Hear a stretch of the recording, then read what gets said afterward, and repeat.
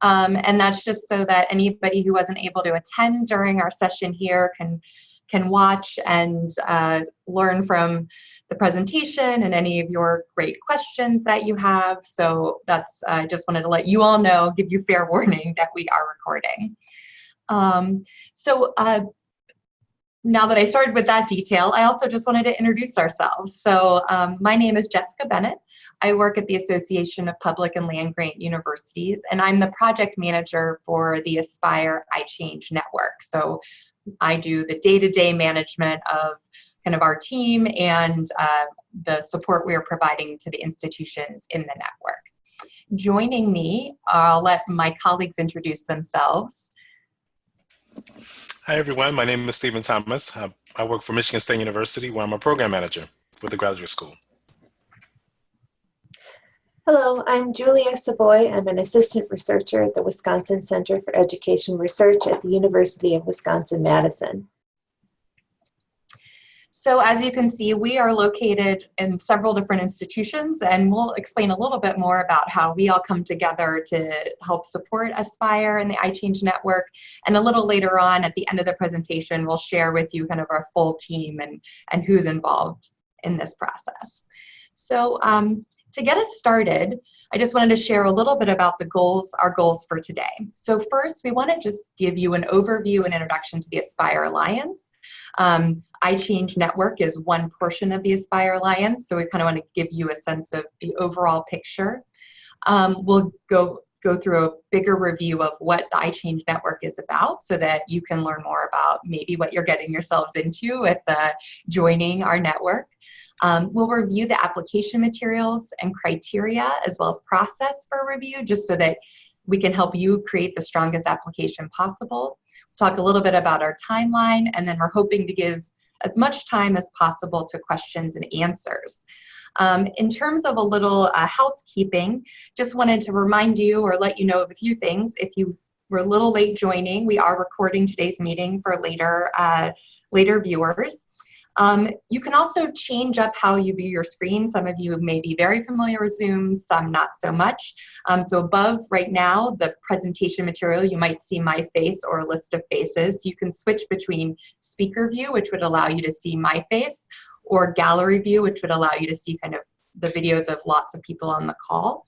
And then you can also actually switch to being in side-by-side view, which would let you kind of look at the two things side by side, and that's under view options. So just kind of wanted to let you know about that. And then also there's a chat feature here in Zoom. We're going to try to ask that we use the chat as kind of a parking lot for questions. So if a question comes up while we're presenting something, just go ahead and throw it in the chat so you don't have to like remember it, but we'll probably address it at the end because there's a good chance we might answer it in the planned presentation.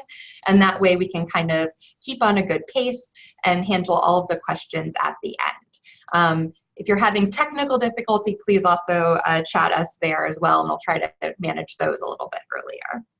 So a little bit more about the Aspire Alliance. And I'm sorry if I'm a little distracted. I'm also admitting people to the meeting who are arriving just now. So the Aspire Alliance is an NSF-funded Includes Alliance. So what that means is we had a lot of smaller grants, 6 smaller collaborative grants, so multi-institutional grants, that are all kind of being coordinated and managed centrally and working towards a similar set of shared goals. And so this big diagram shows a lot of that. We'll walk through it a little bit more step by step. We've got 3 change initiative teams, and then we also have kind of wraparound support and teams through our Backbone Central Coordination Hub, our evaluation team, and our research team. So we have a lot of moving pieces. We're not going to go into all of those today, but hopefully this will at least give you a sense of where we are and where IChange fits into all of this. So In terms of our Alliance overview, you'll see that our aim is to promote an inclusive and diverse national STEM faculty. So that's our overall goal of Aspire. All of our activities are directed towards that, with the downstream goal of having increased learning, persistence, and completion for URG students. So really, NSF cares about the students, but we think the faculty are the key to having that great experience for students. So how are we accomplishing that work? We have 3 major change initiatives, as I discussed before, and we are, these initiatives are focused on institutional change, regional change, and national change initiatives. I won't speak a lot about institutional change because we're going to cover that in depth. Our regional change initiatives are focusing on 2-year, 4-year partnerships and really looking at increasing the number of STEM faculty that are working at 2-year institutions that are engaging in inclusive practices and who are diverse. So they're really looking at partnerships that could exist between a 4-year and a 2-year. National change is focused on what are the skills and tools we need to be inclusive faculty, to be inclusive in teachers, research mentors, advisors, and how can we infuse this across all of our initiatives and importantly within disciplinary societies. So all of us are working towards a set of 3 shared goals, and these are also the core goals of our IChange initiative.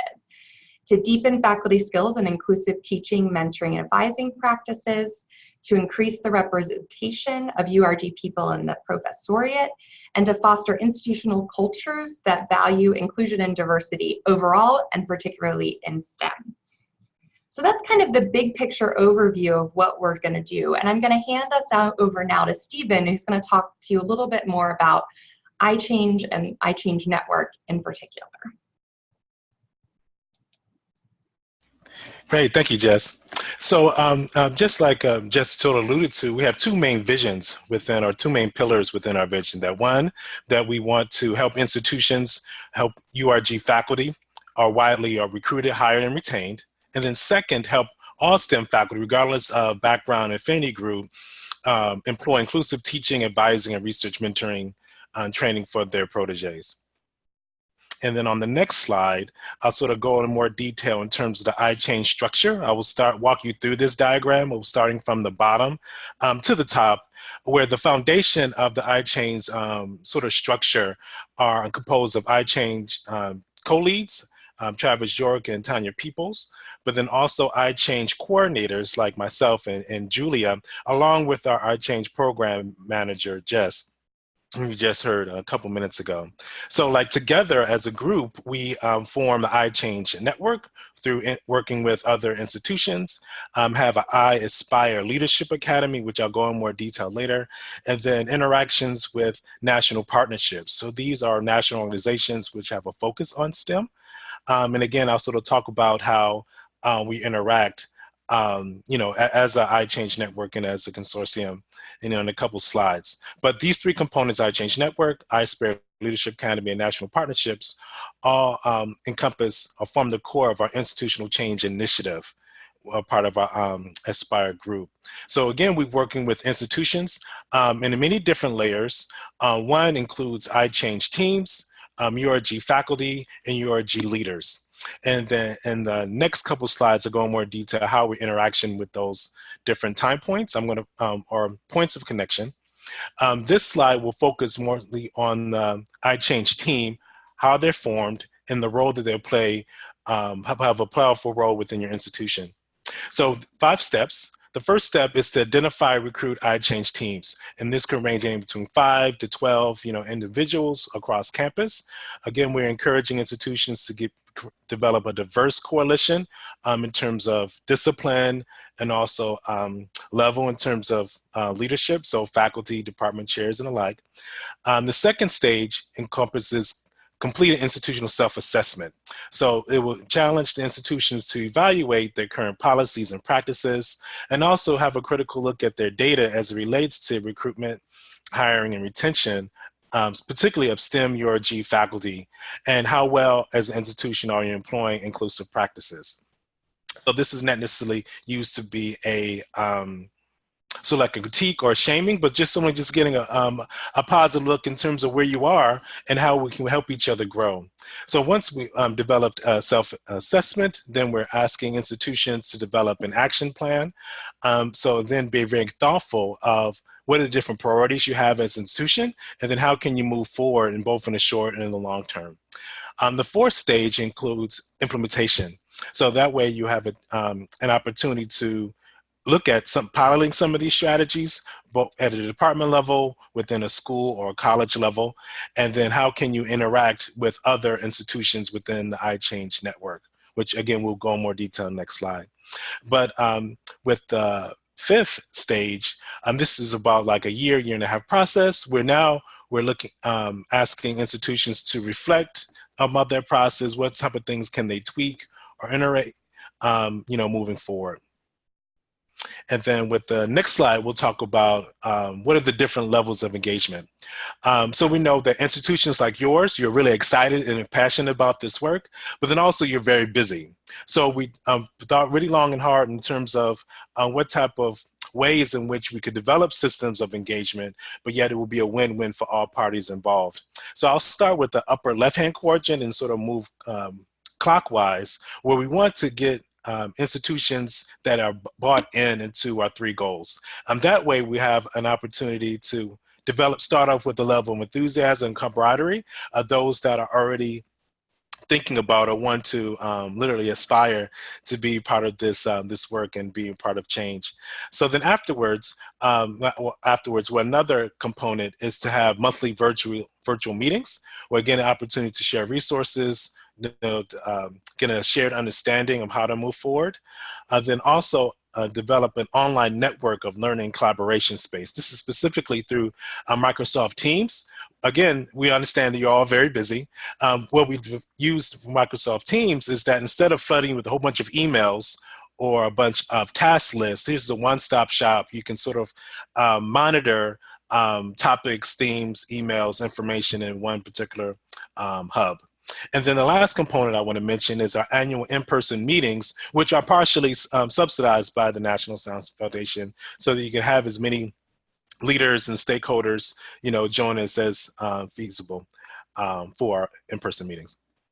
So with our next slide, I'm going to talk about the benefits. So we talked about the IChange process, we talked about levels of engagement, but these are like five sort of like pillars or five components of being part of IChange that we're really excited to work with you on. And I'll start from top to bottom. So first, I alluded to earlier in terms of engagement with national partners. So again, these are nonprofit organizations, both change in scope and disciplinary focus, but the common theme in terms of our national partners is they have toolkits, they have resources, they collect data on an annual basis about the specific fields that as an institution, you'll be able to use that to empower your action plans and also, convince others how to be on board. The second component includes competitive collaborative funding. So what that means in summary is that it gives institutions within the network an opportunity to collaborate on pilot programming, so how you can move the needle that much faster. So instead of 20 years, maybe 20 months, you'll be able to see some of the outcomes that you're helping to see. The third component I want to share with you is access to URG faculty network. So we're another component of our efforts is that we want to collect the voices of faculty members from underrepresented groups on respective campuses, and so they could be able to give critical feedback on how we're doing as a group without necessarily singling out any one particular person, and so they can feel open to share. And so we have a reality check of how we're doing, but then also they have a chance to learn from one another and how can they move through the ranks within our respective campuses. So related to that is priority for persons within these groups to join the iAspire Leadership Academy. So even though we do a national invitation for people to participate in this Leadership Academy, those that are participating in our IChange network have an opportunity to have preference and having their faculty nominees participate in this Leadership Academy. So this is a training program that will allow selected persons to be more equipped to be change agents within their respective campuses. And then the last component that I want to share with you is that you have a chance as institutions to learn from your peer institutions and also learn from the technical advisors, the IChange consultants that you have to work with you in terms of developing your assessment, how do you learn from that assessment, developing action plans, you know, and the like. So hopefully it gives you a better idea of what's to come and also an idea of sort of the nuts and bolts in terms of how we'll be able to engage with you in the near future. So with that, I'll pass the baton over to my colleague, Julia, that will go in more detail about this with the application and also our respective rubric and criteria.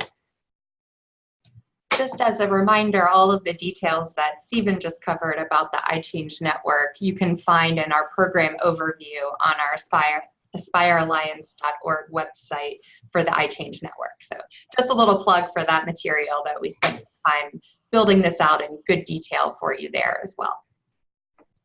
Yeah, thanks, Jess. No problem. Mm-hmm. Thank you. So similarly, I was just about to say that the application criteria and rubric are also available on that website. They are all grouped together right on the informational page. So if you've had an opportunity to download the materials prior to today, that's wonderful. But if not, please go ahead and do so. So I'd like to start with first describing the actual application materials. There are three major sections which you can see outlined on the slide. And the first major section is alignment and contribution to the IChange network. And the first one includes two straightforward yet very important questions. How do the goals of your institution relate to each of the three goals of the Aspire Alliance? So in other words, how will participating help you achieve your goals? And next, what do you envision contributing to the IChange network? So how can the activities you have undertaken or have planned support that network learning and collaboration that we've talked about so far? The second major section of the application is about institutional context. And you can see from the page length outline there that it's a very substantive section of the application. It has 10 sub-questions that I'm not going to list here, but we can talk about in detail in the question and answer section as much as you wish. Example items are really trying to understand the change assets and experiences of each institution. So we're trying to understand the institutional awareness of needs related to diversity, equity, and inclusion at each institution, or how well institutions can articulate and actualize their commitment to these concepts. And that might come through extant policies, practices, and programs related to this work, the engagement of senior leaders and other stakeholders, or the availability of internal and external resources. And the final section asks about lessons learned and opportunities for transformation.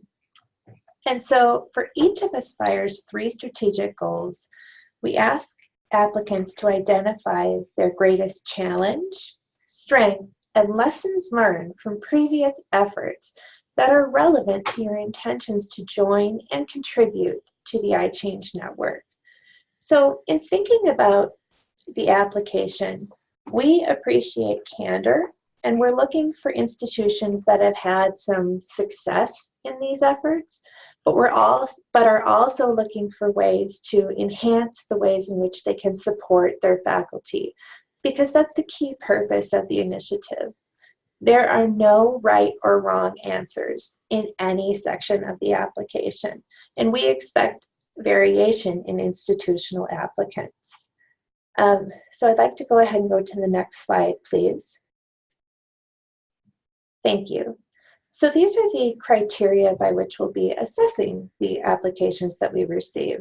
And you can see them outlined there, and again, we can discuss them in significant detail. The first is institutional readiness for change.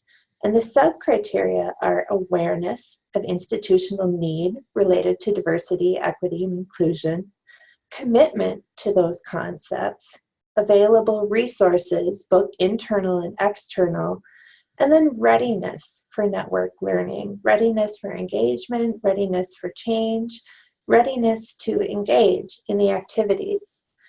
And then alignment and connections with Aspire goals and activities. And then representation of institutional diversity across the cohort.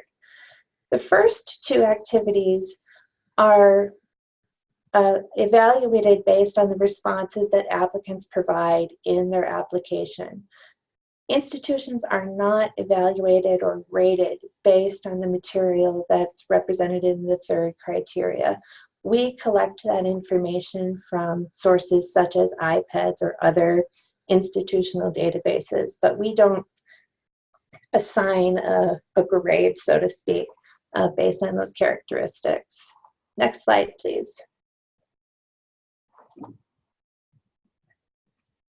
This is an example of the rubric that we used. Do not be alarmed by the amount of detail that we provide in this. We use this amount of detail in part because each application is reviewed by at least 2 people in the Aspire team using this tool. And then we come together in a collective team in the decision-making process. And because the application takes work by the institutional applicants, we put work into it and take it just as seriously.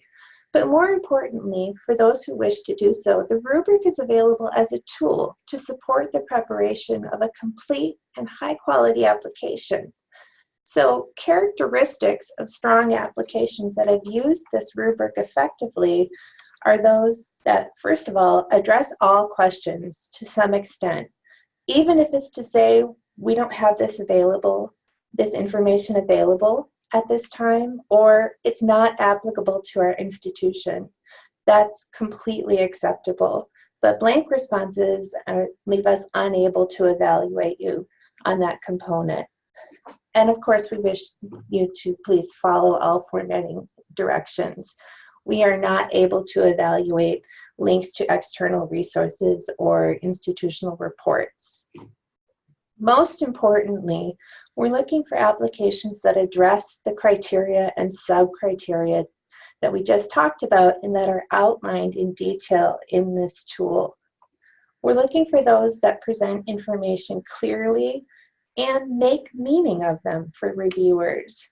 Those that give interpretation as opposed to pure presentation are much more likely to lead to a higher rating for an application. Those that have consistent responses throughout the application that support one another tend to be much stronger applications.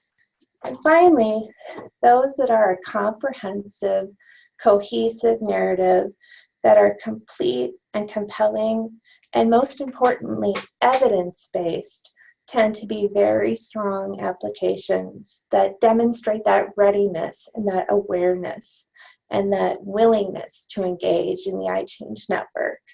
Next slide, please. This is our timeline for the application and review process. And it's straightforward, and it's also available on the website, so I won't spend a lot of time on it. The most important date is the due date, which is August 1st.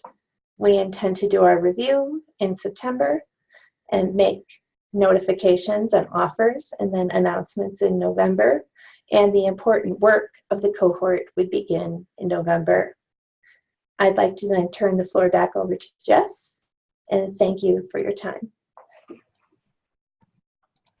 Thank you all. I realize, we are a collaborative process, and I was making some notes of a few things that maybe we didn't hit on quite clearly as we planned in the presentation. So before we move to questions, first is the sense of, we have a component of the evaluation criteria about your connections to Aspire, other Aspire activities. And I think I just want to make that more clear of why. So we believe in an ecosystem approach. So all of our initiatives, as you saw and maybe remember, had these little arrows connecting, right? And so as one of our theories of how we can make the biggest impact on the issue we're focusing on as of a diverse and inclusive STEM faculty is that we believe engaging in multiple areas simultaneously may have a larger impact than just engaging on one area at a time. So that's why it's a consideration, but it's not the only consideration, and it's not the most important consideration. There also have only been limited opportunities to engage in some of our national change activities and regional collaboratives. So obviously we can't wait that for everybody, but I wanted just to remind or point that out. And if you know you're involved, that's helpful, but we also know who's involved in case you don't know. The other thing I wanted to point out is Stephen mentioned the self-assessment process, and kind of Julia triggered this for me with her kind of closing comments about having an evidence-based application. And that is, we are doing an evidence-based process. So that self-assessment process is really important. I mean, that's the first 3 to 4 months that you're engaged in the cohort and in the network. And so there is one link to the self-assessment material. It's a little buried in the link I put in the chat here. It's under, I think, one of the recommendations, and that's mainly because it's not really ready for prime time, but we do really think it's important that as a team, your campus evaluates, kind of at least takes a look at that self-assessment material and process descriptions that are provided there, because it is a lift, and so we want to make sure you're prepared to engage that lift. We do not need you to fill out the self-assessment to apply. We do not need that data. That is not what we're looking for.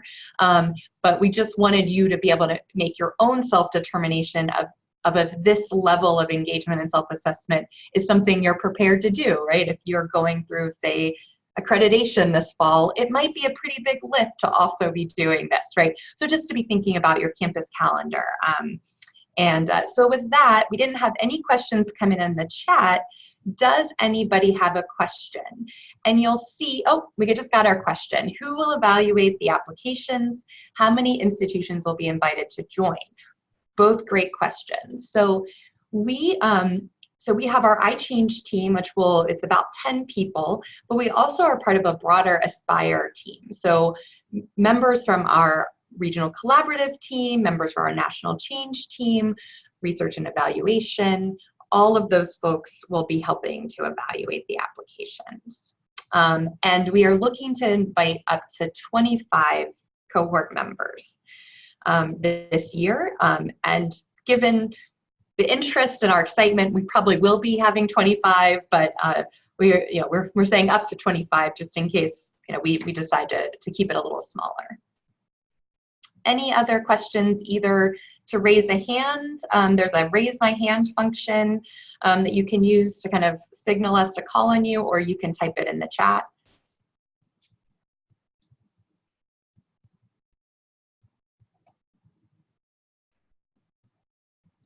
And these give you questions about Aspire, about the IChange network itself, participation, what that looks like, or about the application process.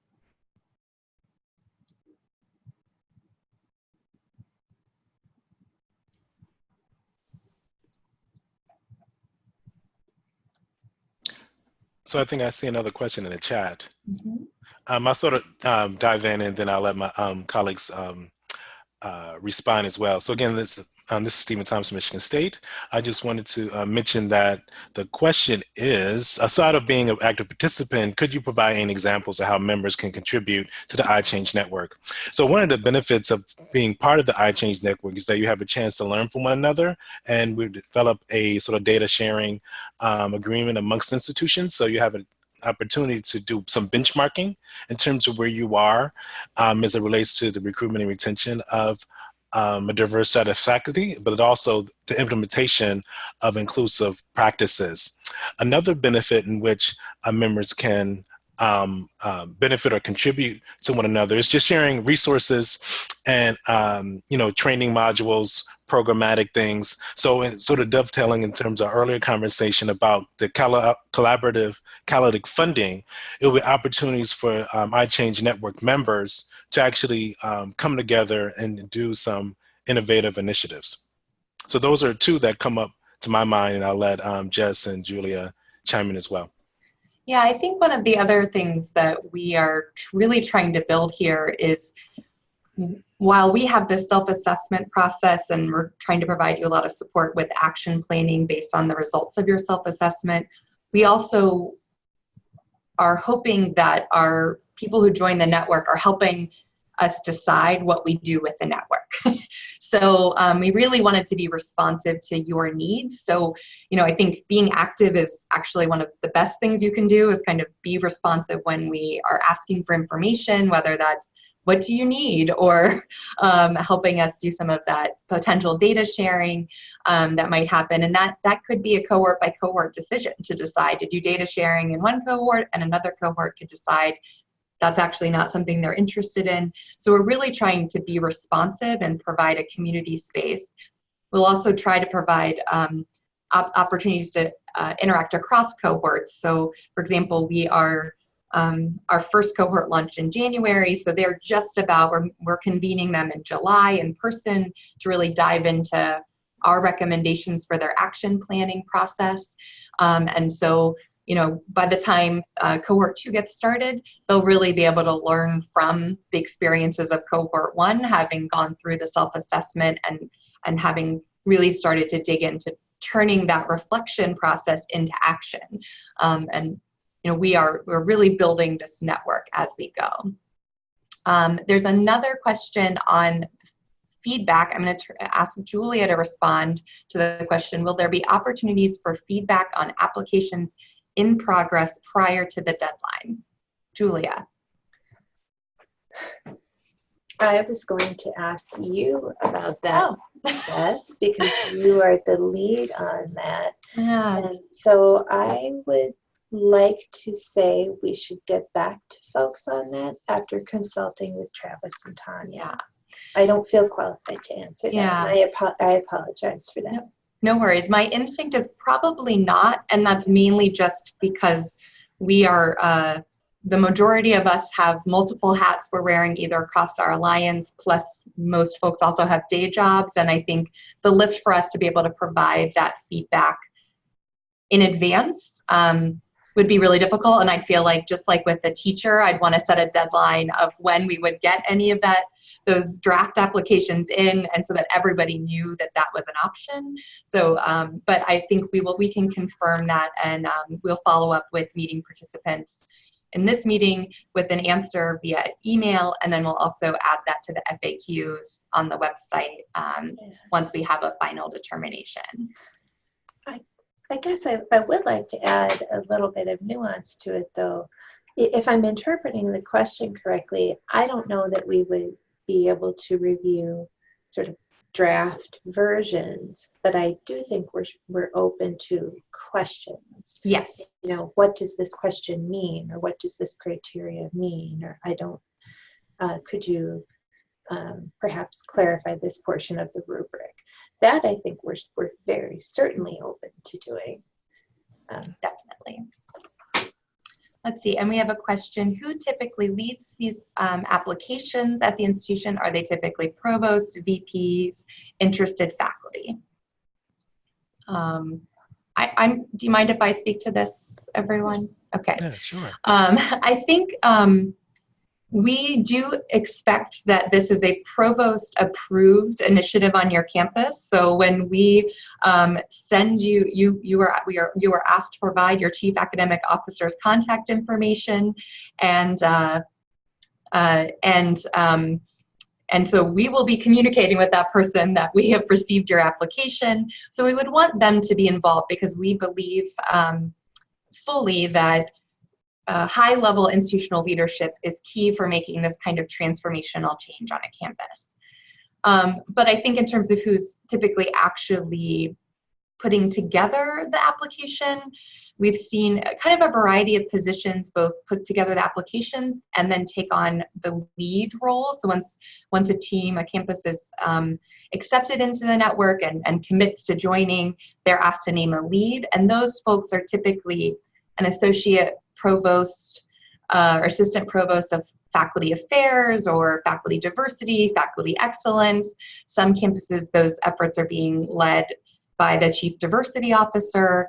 I think we believe in a very collaborative, engaged process on your campus. So I think having voices from as many folks as possible going into the application is a good thing. Who needs to drive that process, I think, is going to be really campus specific and context specific, because you'll want to, you know, basically have it be kind of politically viable, I think, on your campus, and having that right leadership. So as we all know, who presents an idea to whom often matters on our campuses. And so, you know, we just encourage you to be mindful of that process. And it sounds like we were able to answer Bridget's question in terms of wanting to ask more questions. And yes, you can ask more questions. You can also rejoin our July 1 webinar. It will be the same presentation, so that part might be boring, but if you've dug a little more into the application, then you may want to come back and ask another question, which might help folks who haven't dug in as far as you have in terms of reviewing the materials, etc. Any other questions?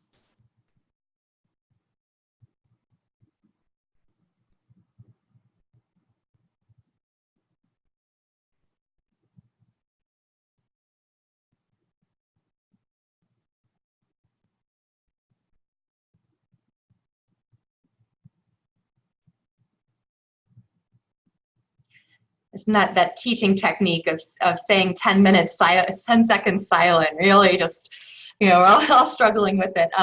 So I might take that as, for the moment, as we've answered the questions that are present in the room.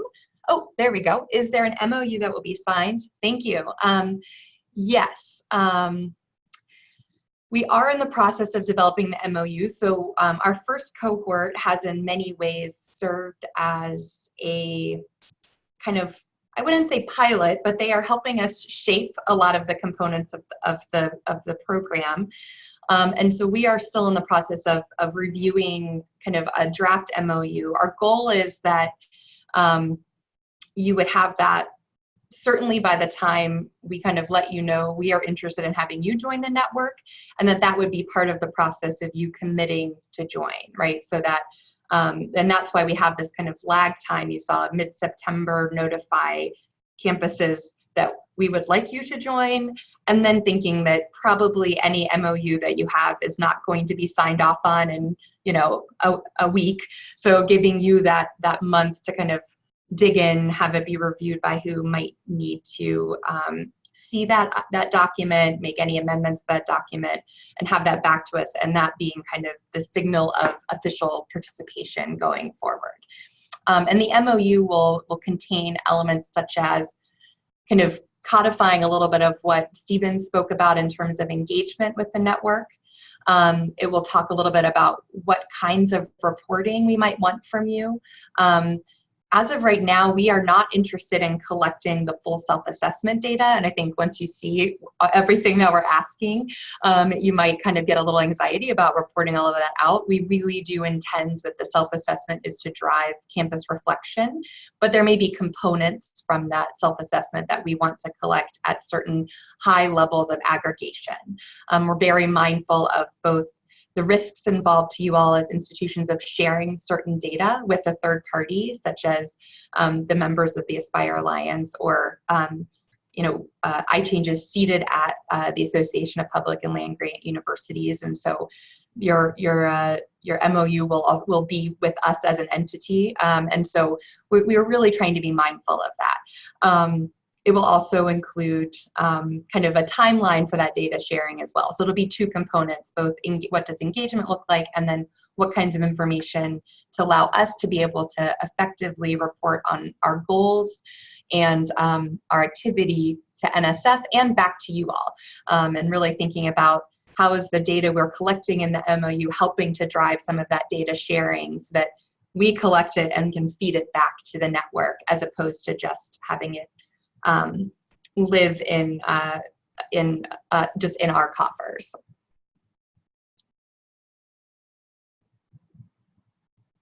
I think in thinking about the MOU as well, right, this is an institutional engagement program or process, and so we also very much believe that the process will be most viable if you do it in a way that works the best for your campus. So currently with our current cohort, everybody who we have as named as a team member has been given access to our MS Teams space, our Microsoft Teams online space.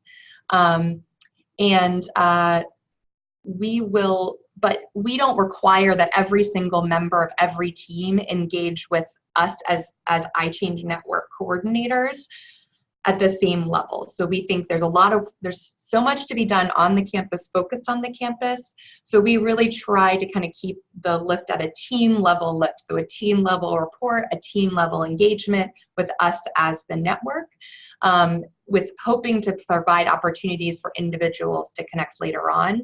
But the idea isn't that everybody needs to be giving 10% of their time and committing to that with us at APLU. Like that's not there.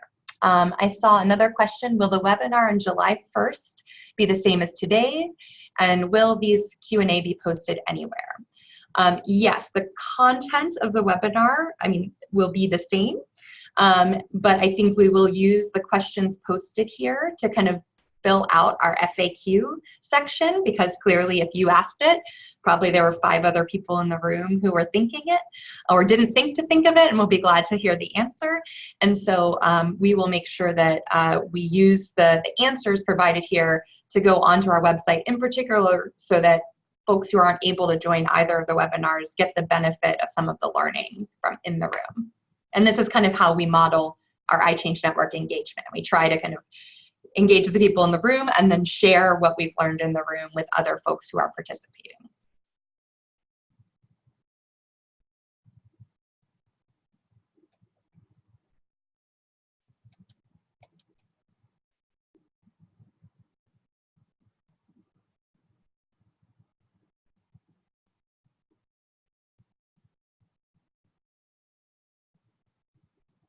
So I think this is kind of the formal end. I think we'll hang on for a few more minutes just in case any last minute questions come up, because I want to make sure that one, we like to give you back your time whenever we can, and also I know sometimes you might be discussing with other folks who are listening with you, and it might take a minute to identify a future question. But thank you. If you would like to leave, please feel free.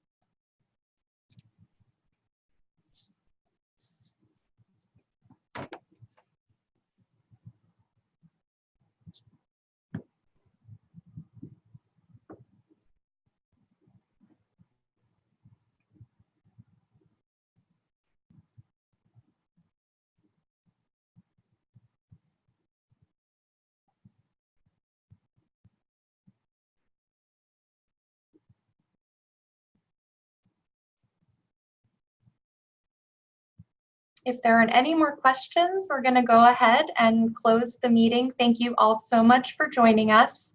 We really look forward to applications from you. If you are still on, I'll share with you our list of Aspire IChange coordinators. These are the folks you can see. We come from many institutions, both